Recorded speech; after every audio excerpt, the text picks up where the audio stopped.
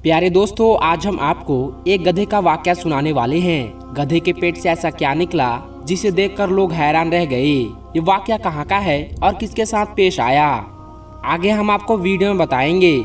लेकिन उससे पहले अगर आपने इस वीडियो को लाइक नहीं किया है तो इस वीडियो को लाइक करें। अगर आपने अभी तक हमारे चैनल को सब्सक्राइब नहीं किया है तो चैनल को सब्सक्राइब करके बेल आइकन जरूर दबा दे। तो चलिए शुरू करते हैं। प्यारे दोस्तों, ये एक सच्ची कहानी है। एक गांव में मोहम्मद अली नाम का एक शख्स रहता था जो एक गरीब इंसान था। 5 वक्त की नमाज जमात के साथ अदा करता, नमाज रोजों का पाबंद और हर वक्त अल्लाह के जिक्र में रहता था। वह हर नमाज के बाद दुआ किया करता था कि या अल्लाह, तेरे खजानों में कोई कमी नहीं और तू जिसे चाहे नवाज दे। तू चाहे तो मुझे वहाँ से रिज़्क़ अता फरमा जहाँ से कोई सोच भी ना सके। या अल्लाह, तू मुझे रिज़्क़ अता फरमा। वो गरीब इंसान था, उसकी 2 बेटियां और 3 जवान बहनें थी जिनकी शादी होना अभी बाकी था और उसके बाप का इंतकाल हो चुका था। एक दिन ऐसा हुआ कि ये शख्स शदीद बीमार हो गया। कई दिन बिस्तर पर पड़ा रहा, यहाँ तक कि घर पर फाकों की नौबत आ गई, जिसकी वजह से मजबूरन बहनों को काम करने के लिए बाहर जाना पड़ा। ये बात उसके लिए बेहद दर्दनाक थी कि वो इतना बेबस हो चुका है कि बहनों को काम करना पड़ रहा है।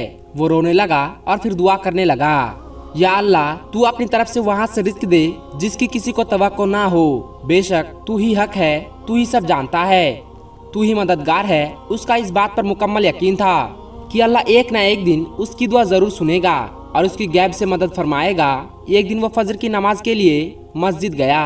नमाज के बाद दुरूद पाक की तस्वीर की और अल्लाह से दुआ में कहने लगा, या अल्लाह, तू जानता है मेरे बाप का इंतकाल हो चुका है। वो अपनी 3 बेटियों की जिम्मेदारी मुझ पर छोड़ गए हैं। मुझे अपनी तरफ से रिज़्क़ अता फरमा ताकि मैं ये जिम्मेदारी पूरी कर सकूं। तू तो वहाँ से भी रिज़्क़ दे सकता है जहाँ से कोई गुमान भी नहीं कर सकता।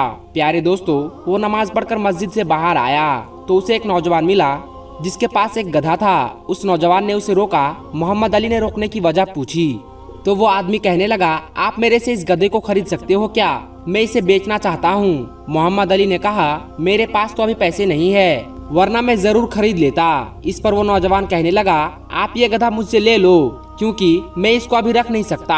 आप इस गधे से कमा कर मुझे बाद में कुछ रकम दे देना। ये सुनकर आदमी ने सोचा शायद इसी में अल्लाह की रजा हो और इसकी गैबी मदद शामिल हो। उसके बाद उसने ये गधा लिया और गधे को लेकर घर आ गया। अगले दिन वो गधे को मंडी ले गया ताकि रोजी रोटी कमा सके। उसको मंडी में बोरियों को गधे पर लाद कर दूसरी जगह पहुंचाने का काम मिल गया। उसने खुदा का शुक्र अदा किया कि उसने मदद फरमाई। अब वो कमाकर अपनी बहनों की शादियां कर सकेगा और बेटियों की अच्छी परवरिश कर पाएगा। प्यारे दोस्तों, एक दिन ऐसा हुआ कि उसका गधा शदीद बीमार हो गया। उसने एक शख्स को दिखाया तो उसे बताया गया कि गधे का पेट तो बहुत फूला हुआ है। क्या तुमने इसे कुछ उल्टा सीधा खिला दिया है जिसकी वजह से इसका पेट सूज गया है? तो मोहम्मद अली ने कहा कि नहीं, मैंने तो ऐसा कुछ भी नहीं खिलाया है। तो उस आदमी ने बताया कि तुम इसको किसी जानवर के अस्पताल में दिखाओ। अगले दिन मोहम्मद अली उस गधे को लेकर अस्पताल आ गया, जहां डॉक्टर ने देखा और बताया कि गधे के पेट में काफी बड़ा धातुनुमा टुकड़ा नजर आ रहा है और इसको ऑपरेशन करके फौरन निकालना पड़ेगा, वरना आपका गधा मर भी सकता है। बहरहाल डॉक्टर ने गधे का ऑपरेशन किया और उसके पेट में से काफी बड़ा धात का टुकड़ा बाहर निकाला, लेकिन गधे को नहीं बचा पाए। गधा मर गया। डॉक्टर ने उसको ये अफसोसनाक खबर सुनाई कि गधा को नहीं बचा पाया, मगर हैरत की बात तो ये थी कि ये अजीब धातुनुमा टुकड़ा इसके पेट में कैसे पैदा हो गया। डॉक्टर ने वो टुकड़ा उस आदमी को दे दिया। बहुत दुख के साथ उसने अपने गधे को दफनाया और दिल ही दिल में अल्लाह से दुआ करने लगा कि तू ही मददगार है और बेहतर वसीला बनाने वाला है। अभी तो मैं इस गधे की कीमत भी नहीं अदा कर पाया था, बस तू सब जानता है। तू मुझे उधर से रिज़्क़ अता फरमा जहाँ से किसी की सोच भी ना हो। वो शख्स दुआ कर रहा था और रो रहा था। इतने में धातुनुमा टुकड़ा जमीन पर गिर गया और उसके ऊपर की परत उतर गई। उसने आगे बढ़कर उसे उठाया और गौर किया तो एकदम हैरान हो गया क्योंकि वो बहुत बड़ा टुकड़ा सोने का था और बहुत कीमती अनमोल बनावट में था। वो बहुत ज्यादा हैरान हुआ और खुश भी हुआ।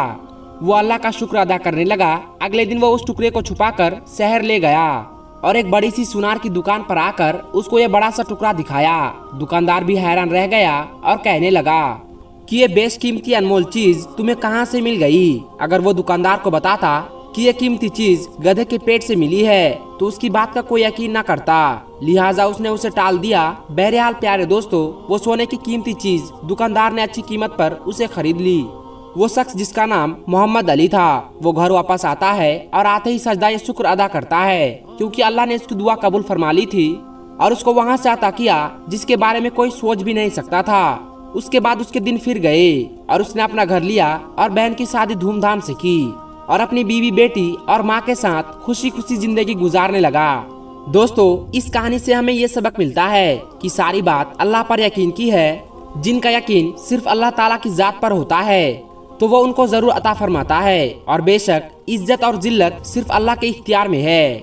कोई इंसान ना किसी को इज्जत दे सकता है ना ही किसी को जलील कर सकता है जब तक अल्लाह ना चाहे। जब अल्लाह किसी को इज्जत देना चाहे तो सारी दुनिया मिलकर भी उसे जलील नहीं कर सकती, लेकिन जब अल्लाह इज्जत देता है तो फिर उसका इम्तिहान भी लेता है। अल्लाह पर यकीन हो तो इंसान हर इम्तिहान में कामयाबी हासिल कर लेता है। हम अल्लाह पाक से दुआ करते हैं कि अल्लाह पाक हमें कहने सुनने से ज्यादा अमल करने की तौफीक अता फरमाए, आमीन। दोस्तों, आज की इस वीडियो में बस इतना ही। हम मिलते हैं आपको फिर किसी नई वीडियो के साथ। तब तक के लिए अस्सलाम वालेकुम, अल्लाह हाफिज।